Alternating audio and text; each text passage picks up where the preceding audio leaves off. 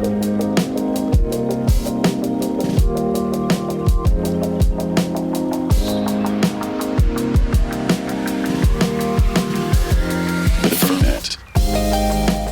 listening to the Ferment Podcast, conversations about worship and transformation. This is a Vineyard School of Worship Takeover Edition with Director Mike O'Brien. Today's guest is veteran pastor and worship leader Joel Balin from Atlanta, Georgia.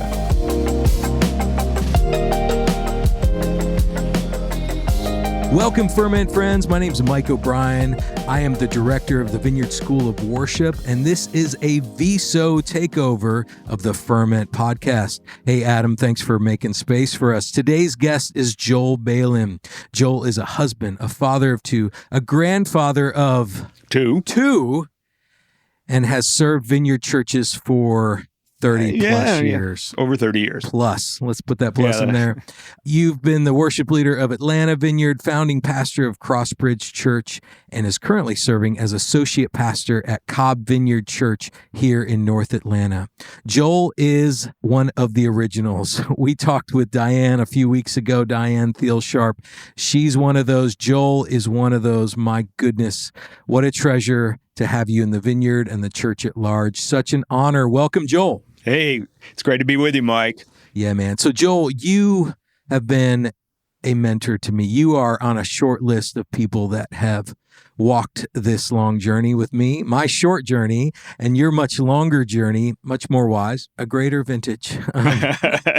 Thanks for making old sound so good, Mike. My goodness. It's such an honor to talk with you. And here's the thing, you get like my work in the Vineyard, like I get to be in a lot of these conversations with Vineyard Worship and Vineyard USA, and that's all because you made space for me. Wow. You, when I was in my early 30s, just kind of chomping away at the local church, you had been serving with Vineyard Worship and helping with some of those awesome conversations towards the top of the food chain. Yeah. I mean, we started the first Vineyard Music National Board. And so I got to be on that. And that was astounding. And I didn't know where it was going at that time, but it was great that right around the time that Trace and I, my wife, were planning a church, I was able to say, you know what, I can't plant a church and do this at the same time. And as I looked around, I realized, who can do this?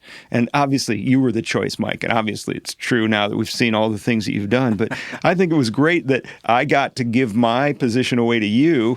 And at the same time, I've seen you do that hundreds and hundreds of times, where you just raise up people and let them, run with you and then run past you. And it's just amazing to see it. That's the biggest thrill of my life, to see such me an passing honor it to you and you passing it along. Yeah, I think you're one of those people that is constantly giving things away. I mean, it's a story of your life.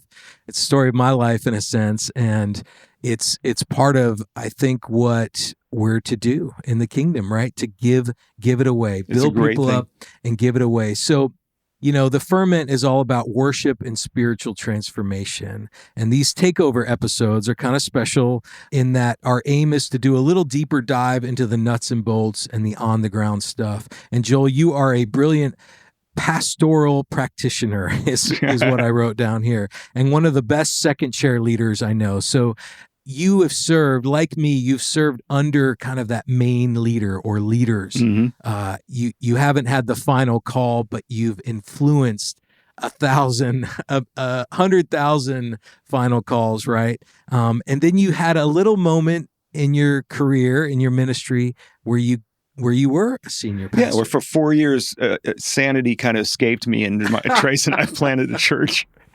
And then I realized why I like being the second chair so much. Oh my gosh. And it's really a matter of calling. Some people are just made and destined for it. And I love it. I did okay with it.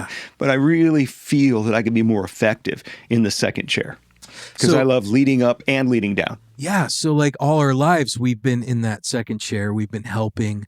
And I've had the fantasy, the thought of what it would be like to be the boss, right? And when I was younger, it was much more it was much more bold of a thought, whereas now it's been way tempered, and I recognize the gift of not having to be the boss, So for those serving in that second chair, I mean, let's just jump right into it. Like the heart of that space for you is what?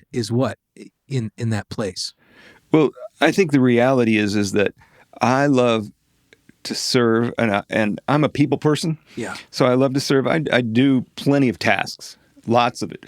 But at the heart, I'm a people person, and I think I like a lot of variety. Yeah. In the first place, I really like things like what we're doing here and being able to do that. And I think when you're in the second chair, you have a chance to do some of those things, because really my job description really bases around this one phrase and everything else. You can say, oh, yeah, you're in charge of the worship, you're in charge of the music, you're in charge of the graphics, you help lead the prayer groups, but really, and everything else. Wow. And, that fits me. I love doing that. I love picking up and seeing, as long as I can fit under the umbrella of the vision of a senior leader, I love just making it happen and pastoring the people along the way. Wow. I love pastoring leaders. In fact, that's probably my number one calling is pastoring and leading leaders. Wow. And so I think I get to do that with more freedom, even in the second place, than I did as a senior leader, because as a senior leader, I'm worried about so many things. And I remember one of the reasons even we took our church and merged it with the church where we are now. I'm with Cobb Vineyard Church here outside of Atlanta. But one of the reasons we merged is because we couldn't find a building around our area. Wow. And we were looking and we couldn't stay in the school. After 4 years, people were getting tired of the school. And I know there's plenty of guys that have done schools for, I heard some people up to 15 years in a school. I get it. But our people after 4 years was like, hey, we've had enough of this. We got to find a place. Yep. And we couldn't. And then we merged with the church that had a building. And those things about, man, as a senior leader, that weight of, I can't find a place to meet. I didn't want to think about all those things. So you get to carry, without having to be that main person, you get to carry and vary in your gift mix and with people, and you don't have to carry the main weight of the tank. And that's beautiful. So this is like in the middle of your story. This is you pastoring is in the middle of your story. And can you back us up a little bit? Just take us to the beginning of ministry for you. How did you get into worship ministry and a ministry in general? Like what is your family history look like and getting into that? Well, I'll just tell just a little bit of my story because it has some impact on what I'm called to do. As you were talking about being the second person, one of the things that I feel that I'm called to is almost a mediation or bringing different people together. And when you do that, the freedom you have as a second chair to help the staff work together well. Yeah. I love to see that happen, to help leaders work with other leaders, to help leaders work. And so it starts out with my father is Jewish and my mother is a Gentile. That's bringing two really disparate groups together, right? And I think my maternal grandmother was Jehovah's Witness. And so I had all these backgrounds coming together. My mom took me to an Episcopal church occasionally, but my dad was a secular Jew. Okay. So I didn't have much spiritual influence from his side, except that I've always felt something, a little tug at my Jewish heritage, but I never really dove into it until I became a Christian and realized, oh, wow, this is completely tied to my Jewish heritage. I didn't realize that. Wow. But even from about the age of 15, I remember for some reason at the age of 15, I felt, even before I was a believer, that I was called to be a pastor.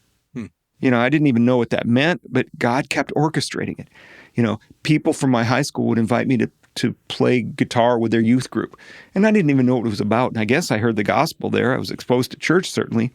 So when I quit college to go full-time with the band, and then full-time on the road, Christians kept befriending us. Yeah. And I didn't know what was happening. So now I look back and I see, well, that's God, the hounds of heaven, and God's sending people in divine appointments. And somehow, I guess maybe our band was a little more clean-cut than some of the other bands that were out there. So we would play in resort bars, not bars, but resort areas, that kind of stuff. So I hate to ask, but I was just listening to Steve Nicholson's testimony this morning on the We Are Vineyard podcast. And his context was mid-70s, some late 60s stuff. And just, so where was this in the timeline, this first band? Right there. Exactly. It was the late 70s? The first band, I think the band I joined, I was teaching guitar, and my mentors, he had a music store. So I was teaching guitar in his music store. Okay. And the guy in the next room was teaching bass, and he was a bass player in a group. And he said, "Hey, we need a guitar player in our group." I said, "Are there any girls in the group?" And he said, "There's 2 of them." I said, "I'm in. Let's do it." And that's where I met my wife, Trace. Wow. And this was 71. Okay, killer. So I had just graduated high school. What city were you in? Toledo, Ohio. It's a great place to be from. Dude, Toledo. I mean, you're stone's throw from Cleveland, Cleveland, there's Columbus, there's vibe happening. Detroit. We were almost a suburb of Detroit, so there's a lot of things happening. And yeah, it was the thing that was happening. I was kind of a clean cut kid, so I avoided the super hippie drug culture, and I enjoyed. I saw my parents drank too much, my musician friends doped too much, and I said, "That's stupid. I don't want to do any of that." Wow. And so I somehow avoided it. Back then, I see it now as the grace of God. Back then, it was just my pride, thinking I'm going to be better. Yeah. And of course, we realized none of us are. But so it was around those times. But then when we got off touring, band broke up and we settled in Orlando, Florida. Okay. And, it's just God stuff. And we started at a recording studio there. My wife and I were staff there. Trace was singer and I was a staff guitar and bass player. And it was owned by Christians, and the entire staff was Christians. All the musicians were Christians except for a couple of engineers. Not very many engineers. Not very many engineers are Christians. So we know that. It's them and lawyers. In the 70s, especially in the 70s. Yeah. So we recorded for Christian artists that some people may have remembered. Sure. Petra, I did an album with them and stuff, and even did some demos for Michael Jackson when he was in town. And it was just this amazing thing. At the same time, we did entertainment for SeaWorld. Yeah. So we need to stop for a second, because you just said Michael Jackson, and I've been to your office, your church office, where indeed there is a picture of you and Michael Jackson. Yeah. Yeah, me and Michael. I was sitting on Michael's bed. I probably shouldn't say that in public, but we were at his hotel. He had a hotel suite out at Disney, and he loved to come to Disney to hang out. Remember, he had that Neverland at his house, and he loved to come to Disney to hang out. And so he called us up. He couldn't get any of his musicians. Sure. He had written some tunes, and he doesn't play an instrument. He just thinks instruments. Yeah. He's like a Mozart. I mean, just phenomenal. But so he called us up and said, "Well, our friends from California said you were the only guys they knew of in Orlando, so can you come do some demos with us?" So we just went over to his suite for a couple of days and did some arrangements, and it was so astounding because when you talk to him, he was 24 at the time. Okay. So when we talked to him, it was like talking to a 15-year-old kid. I mean, really like a young, innocent kind of kid. But the second the music started, it was like being with Mozart. He was a genius. He really was a musical genius. And hearing his pop songs, he's popular, but you don't know, but he was. So when he sat there with us, he didn't play any instruments, but he would go, "Hey, the bass line goes do, do, do, do, do." Yeah. And he goes, "Okay." And he goes, "Yeah." And then I said, "Okay, well, there's the first chord," and I'd play F or whatever. And he'd go, "Yeah." And then I'd play the second chord. He goes, "No, the notes in that chord are do, do, do, da, do." And he would sing every note in every chord. Oh my he would God. sing. So he had it all composed in his mind. He just needed some people to play it for him. So after a couple of days sitting around his suite, then we went over with him to the recording studio where we were at, but we couldn't go any time during the day because it would be pandemonium. So we went started at 1 a.m. or something like that and recorded all night with him for a day or two. This is the thing about Joel. Joel's a good friend of mine, and I've known him for a long time. And there's still new famous people or cool things he's done, which he doesn't advertise. It's not like it's on the front of his resume. It's just a small mention. Hey, I studied jazz guitar with Joe Pass on an afternoon in Little Italy. Just crazy stuff like that blows my mind. So it's fun stuff. I love you, Joel. So, while we were doing that, this was funny too, because Michael Jackson left a message for us and said, "Can you come over and record with me?" And we said, "No, we're working at SeaWorld and we have a show until 10 o'clock at night." So we're telling Michael Jackson, and it was an out-of-body experience saying, I'm telling Michael Jackson I can't make the gig. And he said, "Well, that's okay, man. You just come on over when you want to." And so we said, okay. So we started I think the gig ended at 9 or 10 o'clock at night. We started at 11 o'clock at night and went through the night and just hung out with Michael Jackson a couple of days. That is amazing, dude. Wow. All right. But Christians kept befriending us. Yep. Christians would come when we were at SeaWorld and they would hang out. Mm. They would invite us to church. And then the ski team was all a bunch of Christians from a church in town, one of the mega churches.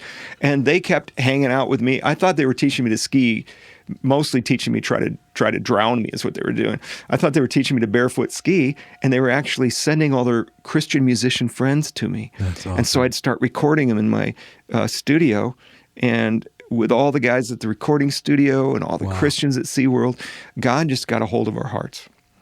So that's amazing. So it was great. So I started studying, when I moved to Orlando, I started studying some New Age stuff. And this guy I was studied with, we just started saying, wait a minute, this biblical prophecy stuff makes more sense than any of it. And then the narrative of the Bible makes more sense than any of it. Yeah. And we just one day just goes, okay, let's become Christians. And we go, okay, sounds good to me. Wow. Okay. And it was a trip. And then we just started studying stuff, and then started doing worship at the Jesus festivals. Okay. And had you already married Trace at this point? Yeah. Okay. Trace so and I your were wife, married. Trace So my Balin, wife, yeah. if you Google Trace Balin, if you're a certain vintage, you're going to know who Trace Balin is already, but that's your wife. Yeah. Is Trace Balin. Yeah. Trace did 3 albums for Word Records in Nashville. Wow. In fact, we were doing a Jesus festival, and the guy that was heading up the Jesus festival, who's now a major movie producer now, you can look him up, Rick Eldridge. He's produced some really quality movies.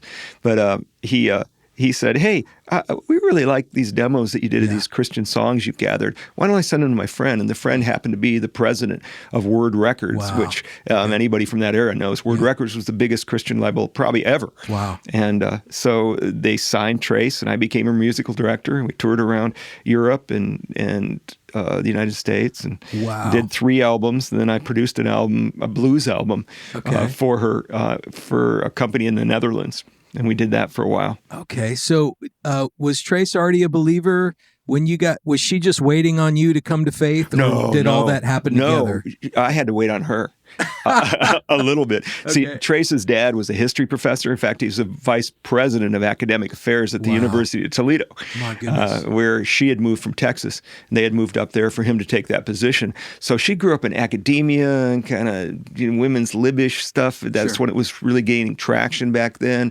And so she like, I was studying this stuff. She goes, yeah, I get some of this New Age stuff, but the Christian stuff, man, I don't know. Yeah. And then shortly after I accepted the Lord, she just got radically saved. That's amazing. Yeah. Wow. So it was wild. So we moved to Atlanta to be closer to Nash Vegas. We didn't want to be in Nashville. We had heard, literally had heard horror stories from the Christian musicians there, and saying it was hard to connect because the industry sometimes can have, and I know there's incredible believers there. There's incredible churches, but she says sometimes, a lot of our friends said, a lot of times the industry can supersede the spirituality. And it can be such a focus because the city's all about music. Yeah. The Christian industry at that time was really focused there, except for a little bit in LA. Yeah. And so we said, well, let's move to Atlanta. Yeah. And, and I thought, when we're done doing this, because, most music careers and stuff, especially when you're touring and you have albums on the songs on the radio. Trace had 8 top 10 hits in contemporary Christian. Jeez. And a song that we wrote was the #1 song in Christian Europe, whatever that is. That's incredible. The CCM thing in Europe was #1. So it was wild. But I thought, wow, all these connections will I'll just end up staying at one of the largest churches, one of the larger churches we minister, and I'll just be their youth pastor. Yeah. Well, that was a great idea. Just not reality. So I went back to college. That college that I left to go on the road as a musician? Yeah. I went back to college. I think it was over 30 at that time. Okay. And finished up here at Kennesaw State and did some master's work in ministerial leadership at Southeastern University online. Okay. So distance. And is this close to where the Atlanta Vineyard Right, exactly at where the Atlanta Vineyard comes in. A friend of ours, after we had moved up here, told us that his wife had gotten healed at a Vineyard small group. Okay. And we had heard about the Vineyard because Trace's manager, with her whole music career, her manager had gone to the Desert Vineyard. Okay, yep. Yep. And I guess the Desert Vineyard's still going strong, right? David Parker, yeah. David Parker. Yeah. But back then it was Brent Rue who had died early on of cancer. I mean, it was tragic, but he had been part of the Desert Vineyard, so we had known about the vineyard. Okay. And so we said, well, we heard about the vineyard, and let's go there. And the first day we were there, the high A pastor, I mean, this is a going, blowing guy. Yeah. He invited us to sing the next week. Really? Okay. Yeah. I mean, that's 89, 90? Yeah. Right around there. Yeah, 91, awesome. 92. Okay. 91, yeah, right Amazing. Around there. Yeah, and so he said, hey, why don't you come sing next week? That's a great lesson. Oh, speaking of my wife, speaking of my wife calling. So we found out that our booking agent had gone to school with Johnny Christ, the pastor at the Atlanta Vineyard. They had gone to school and grew up together. Oh, wow. They both had Mennonite backgrounds, and they had grown up together. So there was that connection right away. But what a great leadership lesson. Yeah. We were there in 1 week, and he said, hey, you want to come and just do a song for us next week? So he wasn't inviting us onto the leadership team or anything. He was just drawing us in with our gifts and saying, hey, go ahead and try something. So that's amazing. And, it didn't take us long before we realized, like almost everybody that I've talked to did, we didn't find the vineyard. We didn't become vineyard. We found out we were vineyard.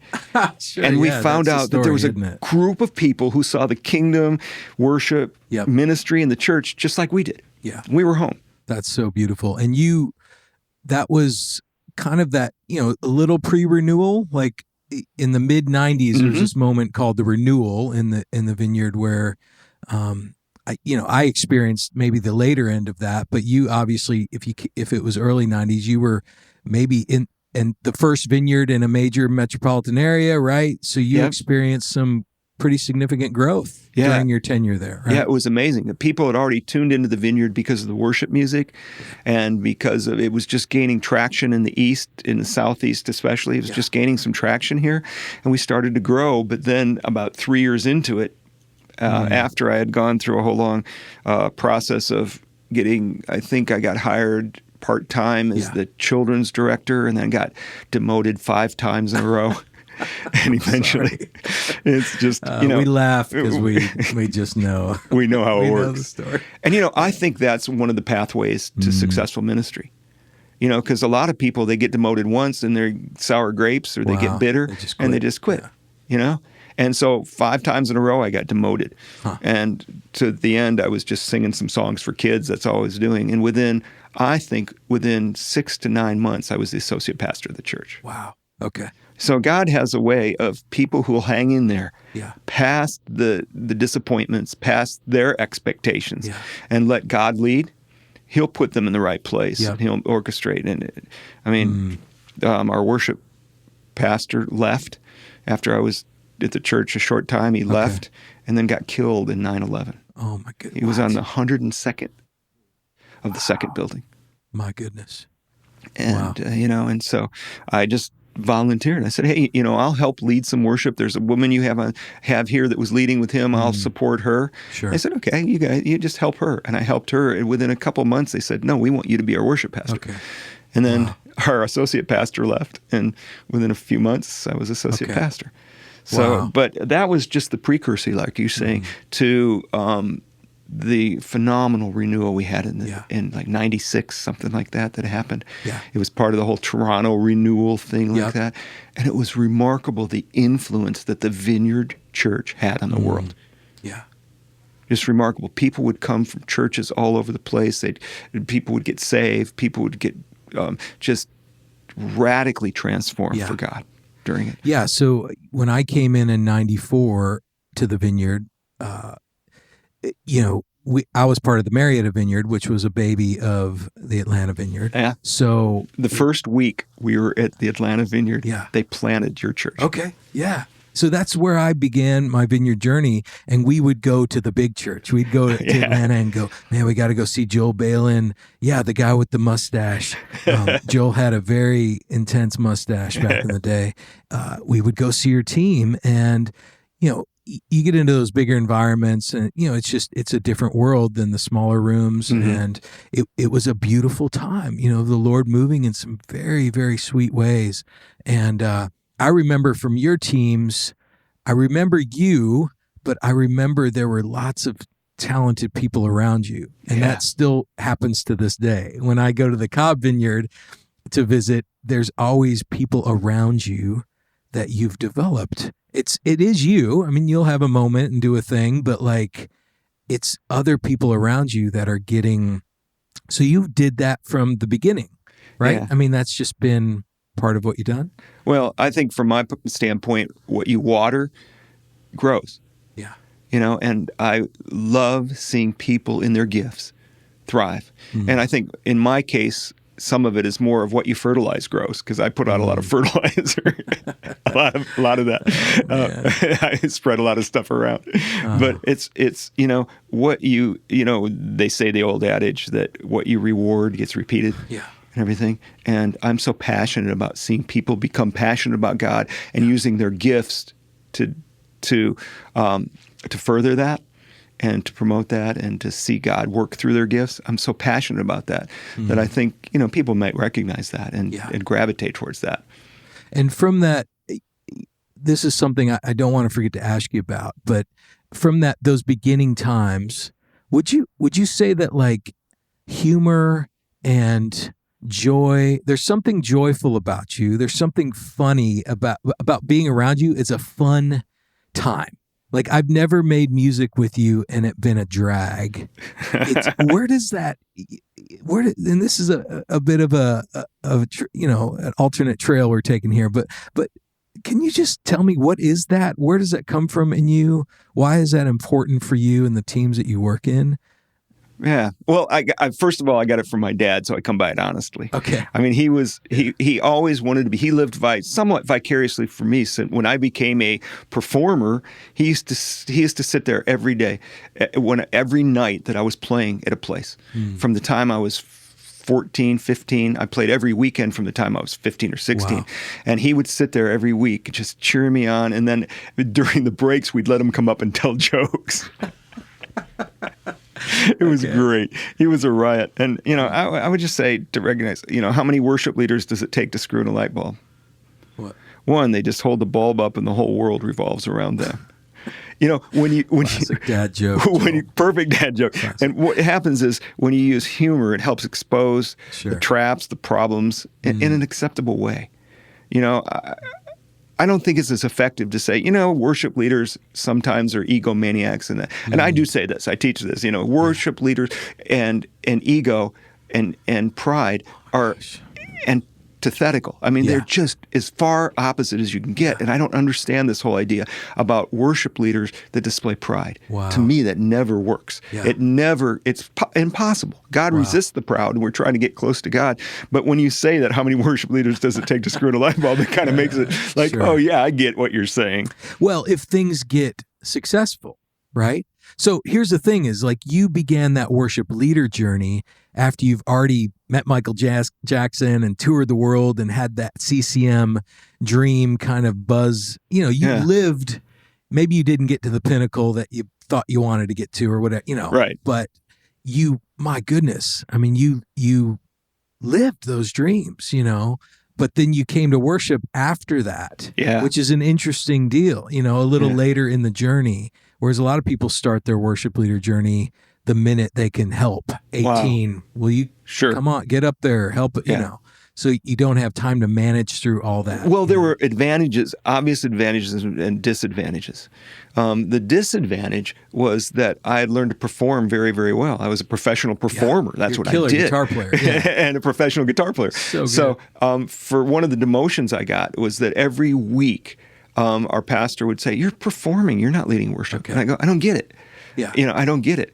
But within a year, the most comments that I got weren't, "Oh, you play guitar well," or "You sing well," or anything like that. The most comments I got is, "You're transparent." Wow. Okay. When I'm around your worship, I don't see it. And that's because they beat the snot out of me. For months. I mean, literally, I think I remember 9 months of every week. They're saying, "You're still performing. You're still performing." Huh. And I would go back to the drawing board and go back to God and say, "God, what part of this am I still performing?" Yeah. So that was a drawback. And then plus, I walked out of studios with some of the top musicians. Yeah. When I was in Orlando, I was playing every week with some of the top musicians in the area. Yeah. All these professional guys from Disney that played, were professional musicians. musicians, all these professional studio musicians, and I walked out of that to play with a bunch of volunteers. Wow. And I had to adjust, and they had to adjust. Yeah. Because it was like, Joel, maybe your expectations are a little high. Wow. But having done that, I realized one of the advantages is that, okay, I've done that. I'm not trying to be famous. I'm not trying to draw attention to myself. Yeah. I'm not trying to make it. Yeah. I'm just trying to serve.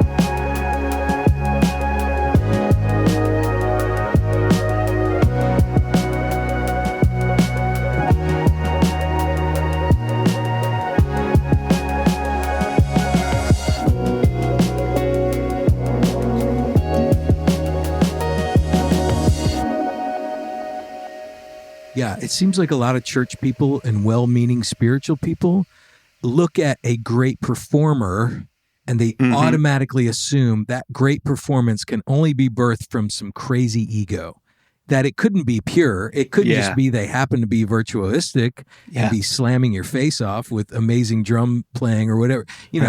I know that the cliche is oftentimes true, that the egomaniac is also a great talent and those two things feed on each other. But it's maybe more common that a great musician is great because they can play that second chair to the diva, right?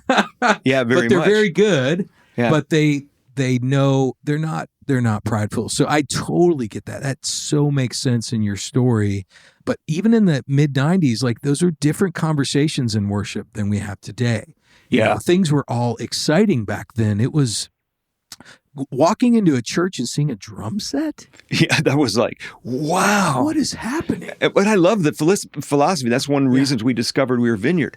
The Vineyard philosophy is let's break down every barrier for people to worship. And the barrier was, they listen to one type of music on their radios back then. They listen to her now on Spotify or whatever. And then they go into church and they hear a whole different kind of music, and they have to, then that becomes, this is church worship, this is secular music, which they should go, no, this is just my heart beating to music, and this is just what I do. So that was an incredible gift that the Vineyard and a couple of the other places had for what we are able to experience now. That's so good. Well, you've modeled it so well for me. I can't believe that, our churches, our Vineyard churches are 5 miles from each other. They have been all this time. We've never really gone to the same church for more than a minute. Yeah. And we've just been kind of serving faithfully all these years. What is the deal with faithfulness? Like what, like your story and the fact that you're still in the game, that you're still hanging on after multiple sicknesses and, all sorts of stories with kids and grandkids. I mean, you've endured all sorts of things and you continue to serve faithfully in the local church. What is wrong with you?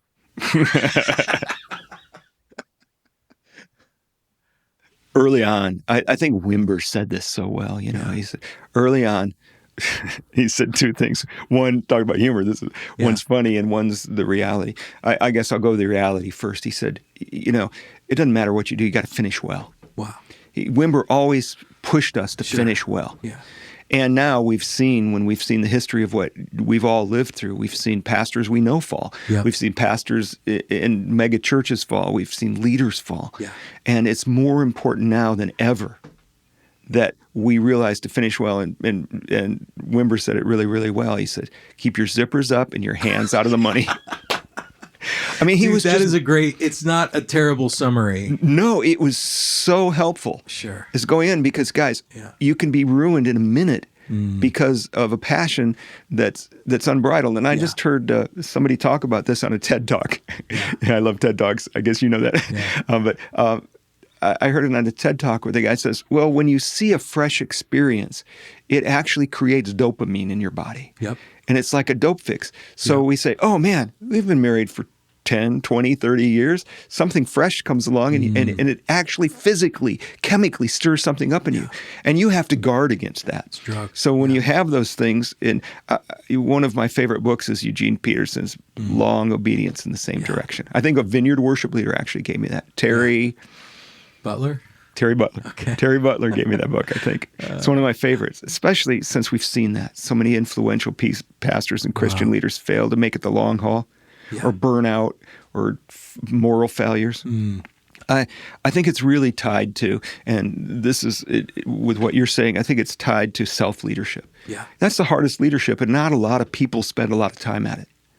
You know, they might develop their skills, they might try to develop other people, try to develop programs, try to work, you know, at their ministry and be successful, but you really have to spend some time in self-leadership. Wow. You know, I do. I love when David, I think it's in the Message version, David says, praise the Lord, I tell myself. Instead of praise the Lord, oh my soul. I love that. Eugene Peterson, the writer of the same book we're talking about, said, praise the Lord, I tell myself. We have to completely remind ourselves to praise the Lord in everything we do. Yeah.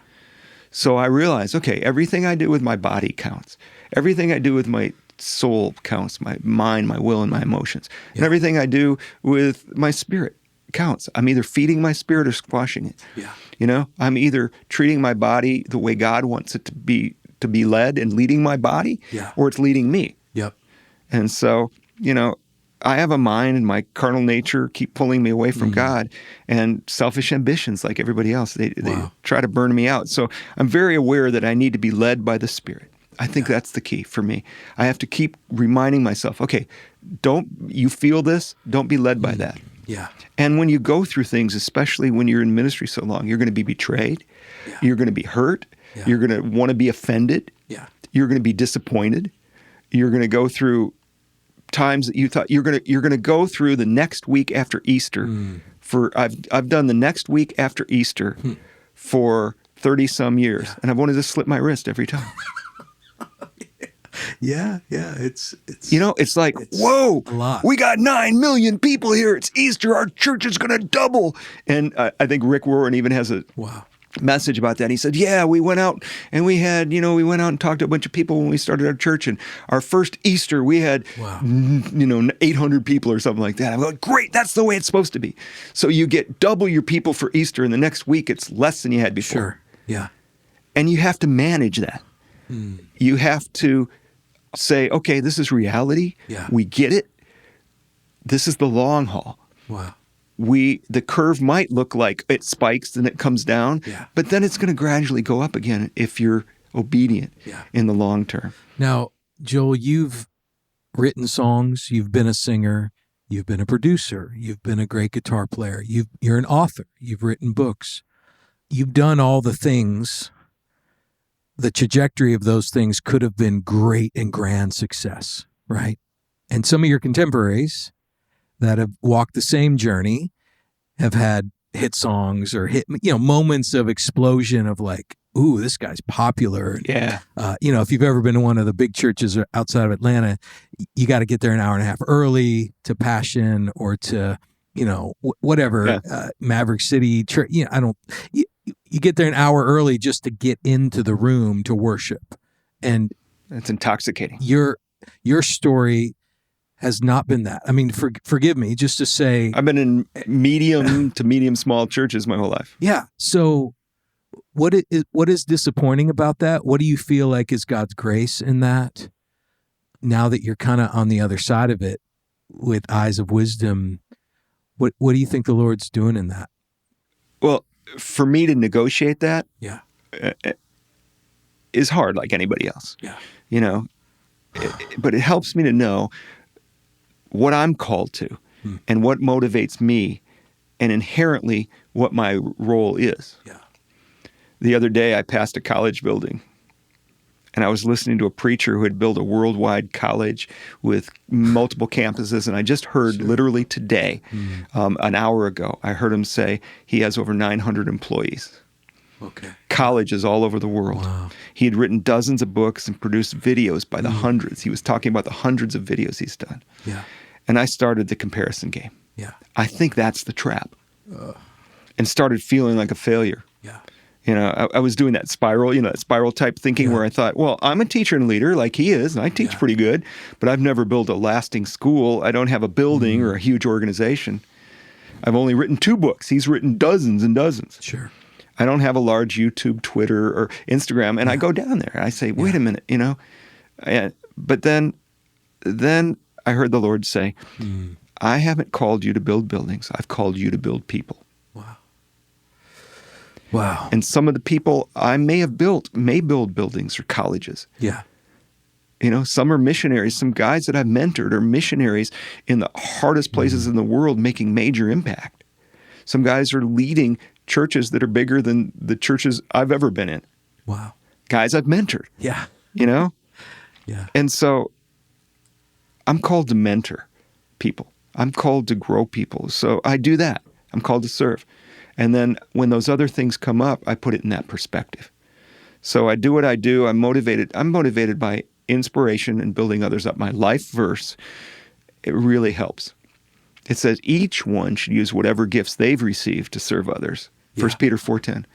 Faithfully administering God's grace in its various forms. So I realized, I can lead people who have different gifts than me and see them be more successful.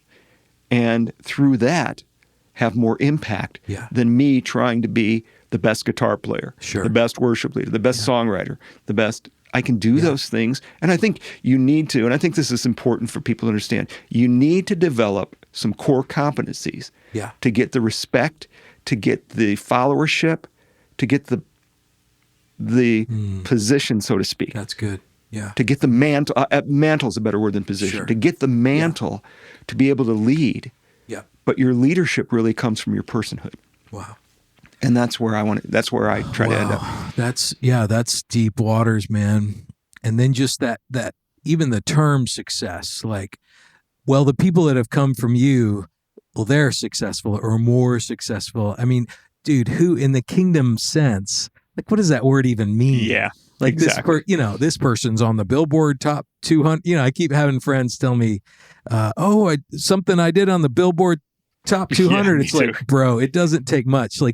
You just need to, if you sold, right now, if you sold 19 singles on iTunes, the $1.99 single, you would make the top 2 just because no one's buying, I get it. Whatever. So it's just. And everybody puts their Facebook page on, I guess, or their Instagram face on. Everybody posts what's the best of their life and the best of the thing. And you get into that comparison game is demonic.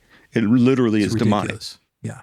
It's so good. It's so good to hear you say that. And the lines of success, quote unquote, that come from your life of faithfulness are multi and varied, right?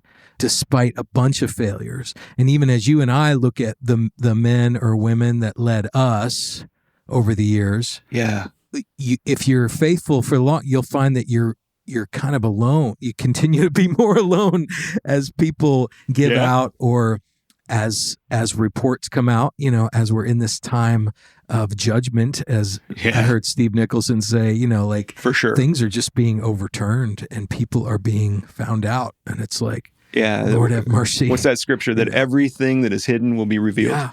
I mean, it's so Matthew 22, 24, something like that. But it's so happening. Yeah, it's happening right now. And you know what's so sobering is that God isn't just exposing these evil people that we know need to be exposed and these evil ideologies that need to be exposed.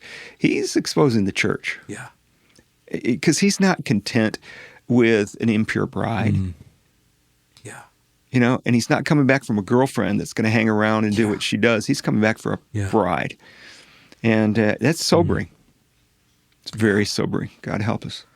Oh, Lord, have mercy. Yeah, I don't know what we're about to be entering into, but it is certainly stirring.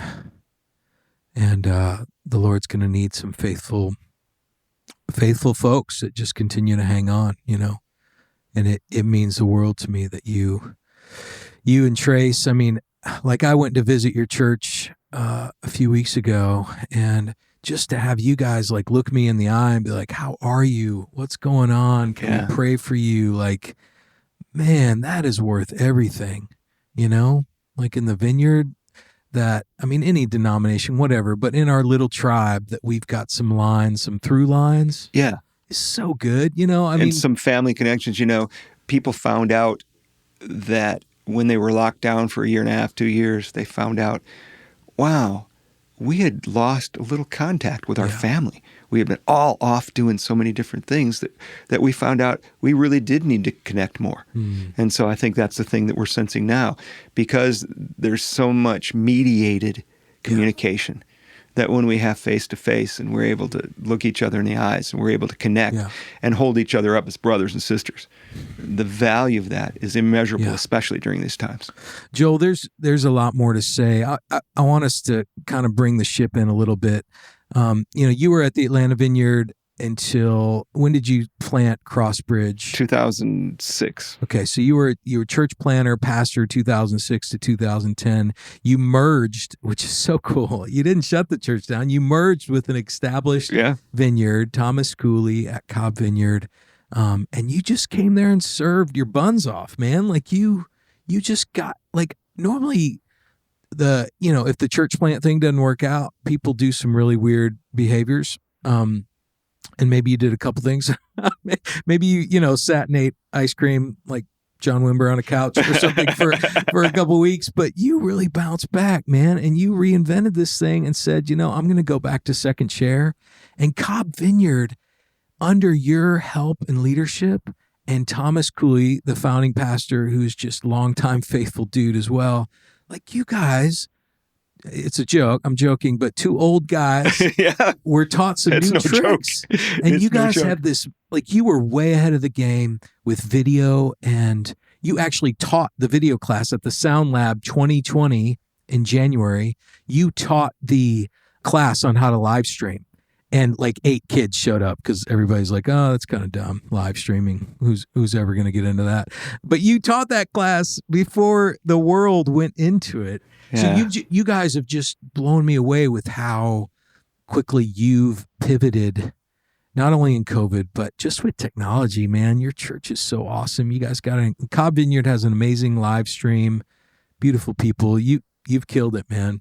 Well, Trace and I talk about this often because she's had to do it so much. I mean, she was like kind of, like a Christian rock star thing and toured around the world and stuff. And then she did real estate for 20 years or something, and we talk about this often. You have to be willing to reinvent yourself because when our identity becomes in our position or what we do, then we can't be the flexible instrument that God needs in his hand.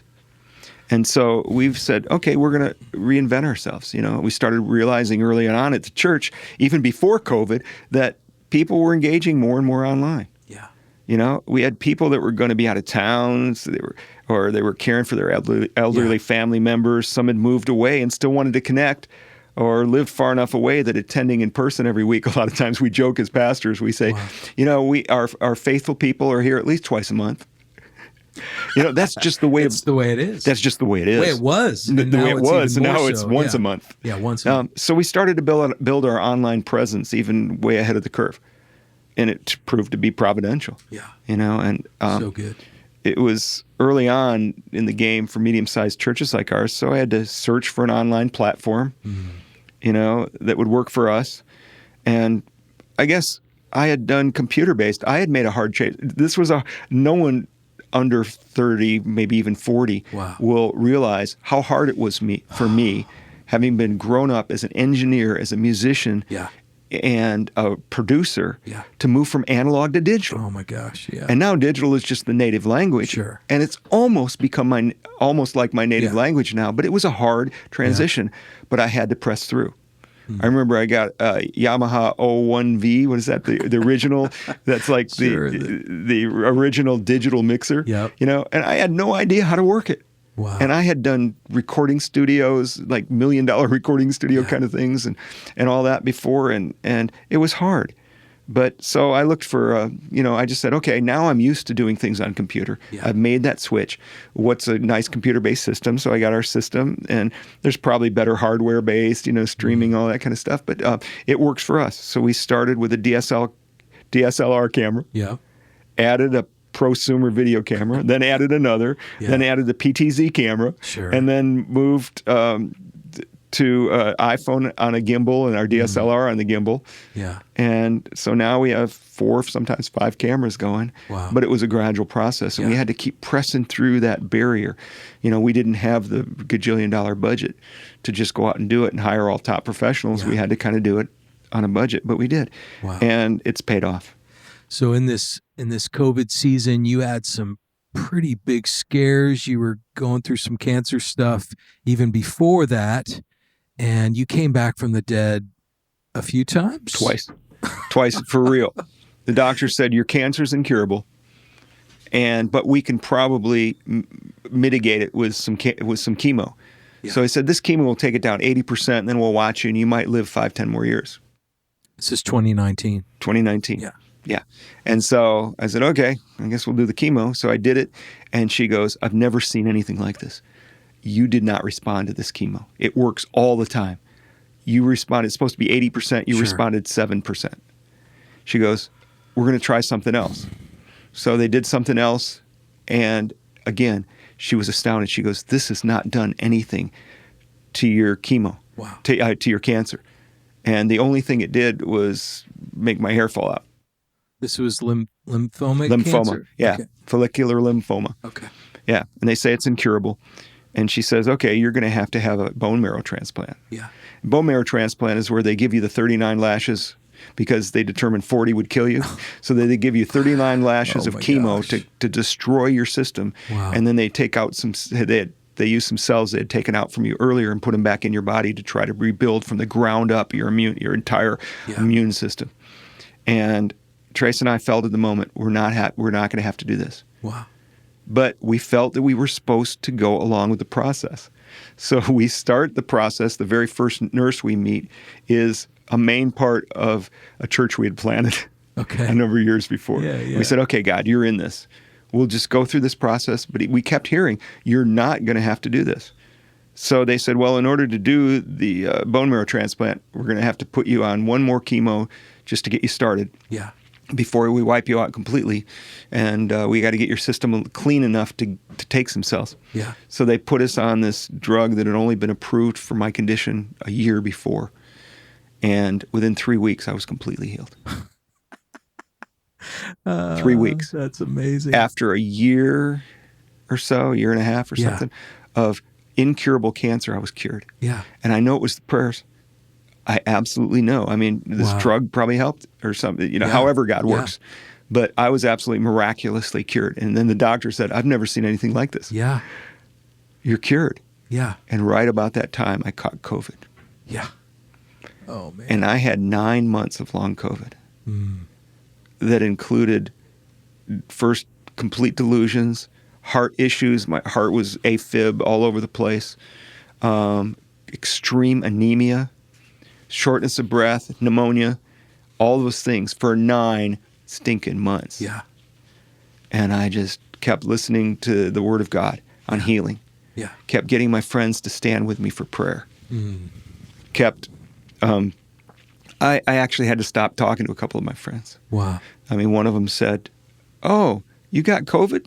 You and Herman Cain. And he had just died of COVID. Oh, my goodness. I said, yeah, I probably don't need to hear that. Yeah. Another friend says, oh, no, my friend had cancer like that and he died in 3 months. I go, maybe not. Yeah. And so, but exactly. Just shut up. If you don't have faith, that's fine. That's your thing. Yeah. Just don't push it on me. And so I really surrounded myself with faithful people who would pray and believe. Wow. And after 9 months, after about 8.5 months, I heard the Lord say, May 1st, this was May 1st of last year. This was in April. He said, May 1st, you can go back. And I said, I can't. My white blood cells are so low, it almost doesn't register. Sure. They were like up 2 when they're supposed to be 17 or something like that, or 11 to 17. They were 2. And they were so low that the doctor said, you can't go anywhere and do anything. And God said, no, you're going back May 1st. I said, okay. Wow. So I went back May 1st, wore a mask, and wore a T-shirt that says, please use a 10-foot pole to keep people away from me. I had actually had that T-shirt made. Yeah. And within a week, I got a blood test. They said, you're completely normal, healed. Everything, your blood test. I mean, I went 9 months with the most whacked out graph blood test you've ever seen in your life. My goodness. To completely normal. Joel, that's incredible. So I'm thanking God. Thank you, Lord. Miraculously healed twice. Thank you. It's such a vineyardy healing story. It's miraculous. It's like by the book. It's all sorts of prophetic. I mean, literally. The Lord told me May 1st, and there was no signs. I had no improvement for months. Wow. And I just felt the Lord tell me that. And I said, okay.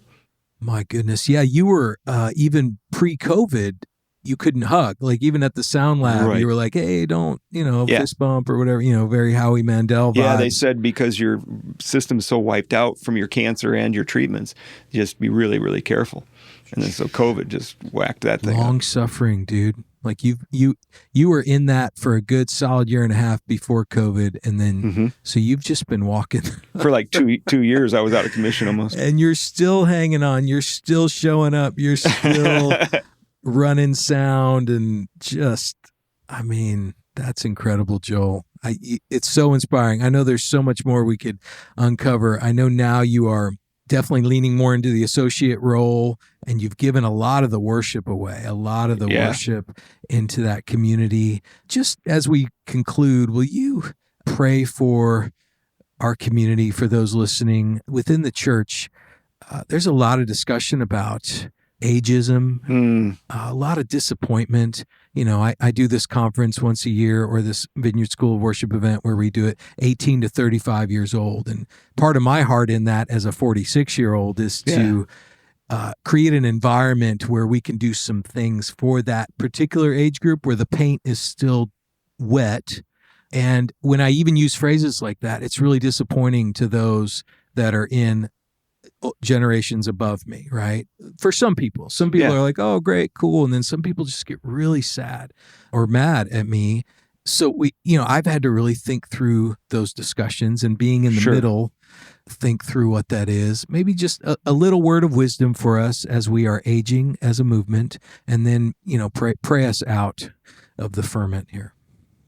Well, I think first, with people that would complain that we're playing to just the young people, I think they have a point that, the church is one of the biggest problems in the church is that we divide people.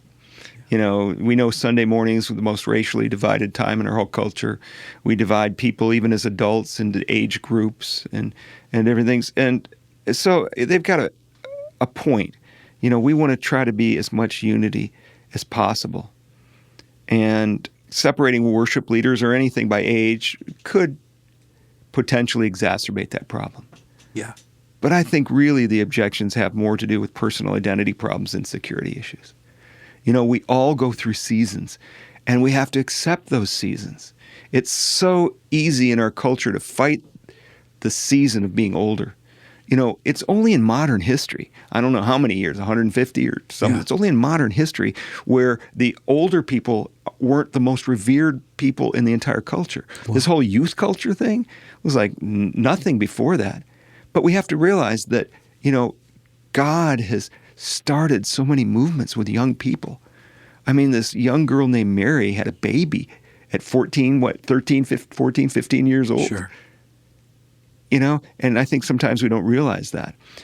And so I think it's an identity thing. I think we have to recognize that our role changes as we get older, and that God does phenomenal things. So many powerful revivals, major moves of God have happened to the young people, and the vineyard started that way. Yeah. Isn't it ironic that the people that started young in the vineyard with a movement of young people in the Jesus movement in the 70s and 80s would complain that we're investing inordinately in our youth? This is a generation that if we don't invest in them, they're going to be lost. So if we spend some special times with them, investing in them, that's the best use of our time. So yeah, you might feel a little bit left out, or you might be struggling with your identity. I get that because I've done it. But we have to be able to recognize what God is doing. A number of us started praying about 25 years ago. And praying and prophesying and doing all the stuff that says one day it's going to be like the great revivals where the sports stadiums are going to be filled with worshipers of God. Wow. This January, 50, 60,000 kids worshiped God in the arena where the Falcons play football. Yeah. And it'd be easy for us to say, well, it's not our stream or it's not our people. It's just a bunch of young kids. But we prayed for this. Yeah. And we have to accept that. And we prayed that we would pass along to this next generation. And the enemy has done so many things to rob that I think us old guys have to recognize we need to do everything we can to encourage it. And I appreciate what you're doing. You're 20 years older than them. I'm 20 years older than you. We all need to pour in each other in any ways we can and guard against that, I'm feeling left out. That's so good, Joel. So, well, thanks, man. I appreciate that, and we receive it. And will you pray for us? Absolutely. As worship leaders and pastors and leaders, those on the ferment here, just pray us out. God, I thank you that there are young men and women, older men and women, who have said to you, God, I'm all in. I'm all yours. And would you help us to live out what John Wimber said, as a paraphrase of what Jesus said, when John Wimber said, we're all just change in your pocket. Spend us any way you can. And Jesus said, those that are first among you will be last, and the leaders don't lord it over people, but they serve people. So would you stir up servants' hearts among the worship leaders that would give their time, their talent, their treasures to you for your glory? And would you help us to be people who don't make worship about us, but that make it all about you and serving your people to help them worship you? Yes. We bless you, God, for the phenomenal opportunity to do the most amazing thing on earth. In fact, one of the only things on earth that will continue in heaven is worshiping you. So we thank you, God, that with the knowledge that we've taken the place of the enemy who gave up his position as heaven's worship leader for his own ego. And we get to replace him with pure worship, free from the ego that brought Satan himself down. And we get to magnify you, God. And in that magnification, we get to be fruitful and fulfilled. So God, help us to be people who are responsible with the gifts you give us by being the best we can be musically, the best we can be spiritually, the best we can be interpersonally and relationally. And God, we ask for your anointing on us to lead your people. Just as Solomon asked. He didn't ask for riches. He didn't ask for position. He asked for wisdom. So we ask that you guide us in godly wisdom, in humility, to lead your people. And God, would you bring encouragement to those who feel left out, those who have faced disappointments, those who have faced frustrations, those who have been betrayed. Would you, the God of all comfort, open their eyes to the incredible riches they have and the incomparably great power they have inside them. Amen. Amen. Hey, Joel, thanks so much for sitting with me. Such an honor. I love you dearly. Thanks, man. This has been great, Mike. I so appreciate what you've done. And it warms the cockles of my heart to sit here with you and just see what God's done through us. And we know us well enough to know it's not us. So it's been a pleasure. So good, man. You guys have a great week. Ferment. Take care.